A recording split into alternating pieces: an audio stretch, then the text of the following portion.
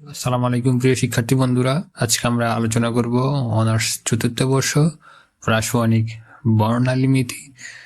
একটি প্রশ্ন, স্বতন্ত্র মাত্রার ভিত্তিতে কার্বন ডাইঅক্সাইড ও পানির অণুর বিভিন্ন কম্পন উপায় হিসাব করো। তো প্রিয় শিক্ষার্থী বন্ধুরা, আজকে এই কোশ্চেনটা নিয়ে আলোচনা করব। তো পুরো কোশ্চেনটা নিয়ে আলোচনা শুরু করার আগে আপনাদেরকে জানিয়ে রাখছি, যারা আমাদের চ্যানেলে নতুন, যদি আমাদের ভিডিওগুলো ভালো লাগে তাহলে আমাদের চ্যানেলটা সাবস্ক্রাইব করবেন। এই তো প্রিয় শিক্ষার্থী বন্ধুরা, স্বতন্ত্র মাত্রার ভিত্তিতে কার্বন ডাইঅক্সাইড ও পানির অণুর কম্পন উপায় আমরা হিসাব করব। এক্ষেত্রে আমরা ফার্স্টে দেখব কার্বনেরটা। ওকে, এবং দুইটা কোশ্চেনের অ্যান্সার সেম, এখানে বিচলিত বা হওয়ার কিছু নেই। বাইরে কোনো ডিফিকাল্ট কোনো কোশ্চেন না, একবারে ইজি একটা কোশ্চেন, এবং এটা প্রায়শই পরীক্ষায় এসে থাকে, ইম্পর্টেন্ট একটা কোশ্চেন। তো প্রিয় শিক্ষার্থী বন্ধুরা, আমরা স্ক্রিনে দেখতে পাচ্ছি CO2 অণু সমরৈখিক ও ত্রিপারমাণবিক। ঠিক আছে, CO2 অণু সমরৈখিক। সমরৈখিক মানে কি? সমরৈখিক হচ্ছে যে আমাদের এই কার্বন এবং অক্সিজেন মধ্যে যে পরমাণুগুলো আছে, এবং কার্বন এবং অক্সিজেন পরমাণু একটা লাইনে আছে, একই সরল রেখায় প্রতিটা পরমাণু অবস্থিত। একই সরল রেখায় প্রতিটা কি পরমাণু অবস্থিত। ঠিক আছে, কার্বন, অক্সিজেন এবং অক্সিজেন। সো দ্যাটস ওয়াই এটাকে বলা হচ্ছে কি সমরৈখিক বা লিনিয়ার। প্রিয় শিক্ষার্থী বন্ধুরা, গঠনের দিক যদি বিবেচনা করি তাহলে আমাদের অণু হচ্ছে দুই প্রকার, একটা হচ্ছে সমরৈখিক আর একটা হচ্ছে অসমরৈখিক। এই কোয়েশ্চেনটা অ্যান্সার করার ক্ষেত্রে বা এই ধরনের কোয়েশ্চেন অ্যান্সার করার ক্ষেত্রে আমাদের প্রথমত যে জিনিসটা খেয়াল করতে হবে, আমাদের প্রশ্ন উল্লেখিত যে অণুটা দেওয়া থাকবে সেটা কি সমরৈখিক নাকি অসমরৈখিক। যদি সমরৈখিক হয় তাহলে আমাদেরকে একটা সিস্টেমে এগোতে হবে, এবং অসমরৈখিক হলে আরেকটা সিস্টেমে এগোতে হবে। এটা আমাদেরকে লক্ষণীয় একটা বিষয়। তো দেখেন, CO2 হচ্ছে তাহলে কি সমরৈখিক, এটা আমরা জানলাম। এবং CO2 অণুতে পরমাণু কয়টি আছে? পরমাণু হচ্ছে 3টি, একটা কার্বন আর 2টা হচ্ছে অক্সিজেন। তাহলে এটা হচ্ছে ত্রিপারমাণবিক অণু। তাহলে CO2 অণুর পরমাণু সংখ্যা কয়টি? 3টি, ত্রিপারমাণবিক, তাই 3। এখন আমাদেরকে প্রশ্নে বলা হয়েছে স্বতন্ত্র মাত্রার ভিত্তিতে CO2 ও H2O অণুর বিভিন্ন কম্পন উপায় হিসাব করো। এই যে কম্পন উপায়টা হিসাব করব, এটা হিসাব করার জন্য আমাদেরকে কম্পন স্বাতন্ত্র মাত্রা বের করতে হবে। স্বাতন্ত্র মাত্রা 3 প্রকার, একটা হচ্ছে কম্পন স্বাতন্ত্র মাত্রা, একটা হচ্ছে স্থানান্তর স্বাতন্ত্র মাত্রা, আর একটা হচ্ছে আবর্তন স্বাতন্ত্র মাত্রা। তাহলে আমাদেরকে কম্পন স্বাতন্ত্র মাত্রাটা প্রথমত বের করতে হবে। যে আমরা কম্পন স্বাতন্ত্র মাত্রা বের করে দিলে আমরা তাহলে কম্পন উপায়টা বের করতে পারবো। আমাদেরকে একটা সূত্র মনে রাখতে হবে, কম্পন স্বাতন্ত্র মাত্রা সমান সমান মোট স্বাতন্ত্র মাত্রা বিয়োগ স্থানান্তর যোগ আবর্তন স্বাতন্ত্র মাত্রা। ওকে, এখান থেকে আমাদের প্রথম মোট স্বাতন্ত্র মাত্রাটা আমরা দেখি। সাধারণভাবে n পরমাণু ঘটিত অণুর মোট স্বাতন্ত্র মাত্রা হচ্ছে 3n। ওকে, তাহলে আমরা 3nটা লিখলাম। সমরৈখিক অণুর ক্ষেত্রে স্বাতন্ত্র মাত্রা হচ্ছে 3 এবং আবর্তন স্বাতন্ত্র মাত্রা হচ্ছে 2। এই আবর্তন স্বাতন্ত্র মাত্রা নিয়ে কিছু কথা আছে। সমরৈখিক অণুর ক্ষেত্রে আবর্তন স্বাতন্ত্র মাত্রা হচ্ছে 2 এবং অসমরৈখিক অণুর ক্ষেত্রে আবর্তন স্বাতন্ত্র মাত্রা হচ্ছে 3। সো এই জায়গাটা আমাদেরকে খেয়াল করতে হবে সমরৈখিক এবং অসমরৈখিকের ক্ষেত্রে। আর স্থানান্তর স্বাতন্ত্র মাত্রা যেটা, সেটা অলওয়েজ 3 আছে, সেটা 3 থাকবে, এটা কোনো চেঞ্জ হবে না। আমাদের চেঞ্জটা হবে মূলত এইটা। আমরা পরবর্তীতে যখন H2O অণুটা দেখবো তখন আমরা এই বিষয়টা খেয়াল করবো আবার, তাহলে আমাদের কাছে জিনিসটা পুরোপুরি পরিষ্কার হয়ে যাবে। তো প্রিয় শিক্ষার্থী তারা আমরা স্থানান্তর এবং আবর্তন স্বাতন্ত্র মাত্রা এখানে লিখলাম 3 এবং 2, যোগ করলে আসতেছে আমাদের 5, আর এখানে n এর জায়গায় আমরা 3 বসালাম। 3টা কেন বসালাম? এই যে n ইকুয়াল টু 3, এই জন্য। তাহলে 9 - 5 = 4। ঠিক আছে, আচ্ছা, এখন কম্পন স্বাতন্ত্র মাত্রা আমরা পেলাম 4। কম্পন স্বাতন্ত্র মাত্রা 4 দেখে আমরা কি বুঝতেছি, এটি কতভাবে কাঁপতে পারে।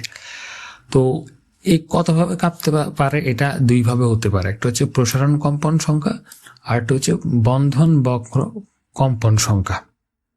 ঠিক আছে। আবার প্রসারণ কম্পন সংখ্যা এটা আবার দুইভাবে, একটা হচ্ছে কি প্রতিসম আর একটা হচ্ছে অপ্রতিসম। এগুলো সবগুলোই আমরা বুঝবো, চিন্তার কোনো কারণ নাই। ঠিক আছে, তো এখানে লক্ষ্য করেন এই বক্সের ভিতরে যে তথ্যগুলো আছে এগুলো কিন্তু আমাদেরকে ভালোভাবে মনে রাখতে হবে, অন্যথায় এই কোশ্চেন অ্যান্সার করা খুবই মুশকিল হবে। সমরৈখিক বা অসমরৈখিক অনুক্ষেত্রে প্রসারণ কম্পন সংখ্যা n-1। ওকে, কিন্তু এই জায়গাটা কিন্তু আমাদের চেঞ্জ আছে। সমরৈখিক অনুক্ষেত্রে বন্ধন বক্র কম্পন সংখ্যা হচ্ছে 2n-4। এই ফর্মুলাগুলো আমাদেরকে মূলত মনে রাখতে হবে। আর অসমরৈখিক অনুক্ষেত্রে কিন্তু এখানে চেঞ্জ আছে 2n-5। তো প্রিয় শিক্ষার্থী বন্ধুরা, এই ফর্মুলা অনুসারে আমরা এখানে পাচ্ছি প্রসারণ কম্পন সংখ্যা হচ্ছে 2, বন্ধন বক্র কম্পন সংখ্যা হচ্ছে 2। তাহলে 2 দিয়ে 4, এটা মিললো। তাহলে CO2 অণু এর 4টি কম্পন উপায়ের মধ্যে 2টি প্রসারণের মধ্যে একটা প্রতিসম আর একটা হচ্ছে অপ্রতিসম, আর 2টি হচ্ছে বক্র কম্পন। ওকে, আমরা একটা ইমেজ দেখি। তাহলে দেখেন এই ইমেজটা যদি আমরা লক্ষ্য করে দেখেন যে কম্পন সাধনের মধ্যে 4 উপায় কাঁপতে পারে। তাহলে খেয়াল করেন, একটা হচ্ছে কি যে প্রথমটা হচ্ছে কি প্রতিসম, প্রতিসম এই যে প্রসারণ কম্পন সংখ্যা, তো একটা হচ্ছে প্রতিসম, প্রথমটা হচ্ছে প্রতিসম প্রসারণ। অক্সিজেনটা এদিকে যাচ্ছে, এটাও এদিকে যাচ্ছে, প্রতিসম সমানভাবে প্রসারিত হচ্ছে। আর বি খেয়াল করেন অপ্রতিসম। সি দেখেন, সি হচ্ছে যে অনেকটা বেঁকে যাচ্ছে, ধনুকের মতো, এই দুই দিকে টানছে, এটাই দিকে টানছে, অনেকটা বেঁকে যাচ্ছে সেম। অর্থাৎ এই ক্ষেত্রে বন্ধনের পরিবর্তন হবে না, কিন্তু বন্ধন কোণের পরিবর্তন হয়ে যাচ্ছে এটার ক্ষেত্রে। তো প্রিয় শিক্ষার্থী বন্ধুরা, আমরা ইমেজ থেকে দেখতে পারলাম এবং বুঝতে পারলাম যে কম্পন স্বাতন্ত্র্য মাত্রা 4, অর্থাৎ 4 উপায়ে এটা কাঁপতে পারে, কম্পিত হতে পারে। এই বিষয়টা আমরা বুঝতে পারলাম আশা করি। ভিডিও কমেন্ট সেকশনে আপনারা প্রশ্ন করবেন যদি আপনাদের মনে কোনো প্রশ্ন থেকে থাকে। তো প্রিয় শিক্ষার্থী বন্ধুরা, আমরা এখন দেখব H2O অণুর, অর্থাৎ পানির অণুর অংশটা। পানির অণুর ক্ষেত্রে আমরা কি দেখব? পানির অণু হচ্ছে যে অসমরৈখিক পানির অণু ভি আকৃতির এবং এটি হচ্ছে ত্রিপারমাণবিক। তাহলে H2 এর পরমাণু সংখ্যা n=3। তাহলে আমরা একইভাবে আমরা ওই সূত্রটা কম্পন স্বাতন্ত্র্য মাত্রা বের করব, স্থানান্তর যোগ আপতন স্বাতন্ত্র্য মাত্রা। এখানে খেয়াল করেন, এই যে সবকিছু আগের মতো সেম আছে। অসমরৈখিক অণুর ক্ষেত্রে স্থানান্তর স্বাতন্ত্র্য মাত্রা 3, কিন্তু যেটা আমি বলছিলাম এই যে আবর্তন স্বাতন্ত্র্য মাত্রা এটা চেঞ্জ আছে। আগেরটার ক্ষেত্রে এটা ছিল 2, এটার ক্ষেত্রে এটা হচ্ছে 3। আর তাহলে এখানে খেয়াল করেন, আমরা এই মানগুলা বসালাম, এখানে এর জায়গায় 3 বসালাম, স্থানান্তর স্বাতন্ত্র্য মাত্রা 3, আবর্তন স্বাতন্ত্র্য মাত্রা 3, তাহলে 3 যোগ করলে 6, এখানে 3 3 9 থেকে 6 গেলে কত? 3। ওকে, এখন খেয়াল করেন H2 অণুর ক্ষেত্রে প্রসারণ কম্পন সংখ্যা আমরা ওই যে সূত্রটা, ফর্মুলাটা যেটা আছে, এই ফর্মুলা অনুসারে আমরা এটা বের করলাম 2। ঠিক আছে, এবং অসমরৈখিক অণুর ক্ষেত্রে এই যে বানানটা ভুল হয়েছে, এখানে এই বানানটা একটু শুদ্ধ করে নেবেন।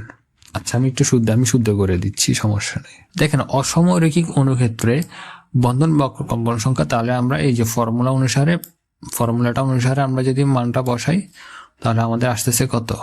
1, যে 2n-5, এই যে 3 × 6 -5, 6 থেকে 5 গেলে থাকতেছে 1। ওকে, তাহলে H2 এর 3টি কম্পন উপায়ের মধ্যে 2টি প্রসারণ কম্পন, একটা হচ্ছে প্রতিসম, আরেকটা হচ্ছে অপ্রতিসম, আর একটি হচ্ছে যে বক্র কম্পন। ওকে, আমরা একটা ইমেজ দেখব এখন। এই যে আমরা ইমেজটা খেয়াল করি, আগের ইমেজটার মতোই, এই যে এটা হচ্ছে প্রতিসম প্রসারণ, আর এটা হচ্ছে অপ্রতিসম, আর এটা হচ্ছে বেন্ডিং মানে বক্র কম্পন। সো প্রিয় শিক্ষার্থী বন্ধুরা, আজকের মতো আলোচনায় এতটুকু। দেখা হচ্ছে আপনাদের সাথে পরবর্তী অন্য কোনো ভিডিওতে। ততক্ষণ পর্যন্ত আমাদের সাথে থাকুন, আমাদের জন্য দোয়া করবেন। আসসালামু আলাইকুম ওয়া রাহমাতুল্লাহি ওয়া বারাকাতুহু।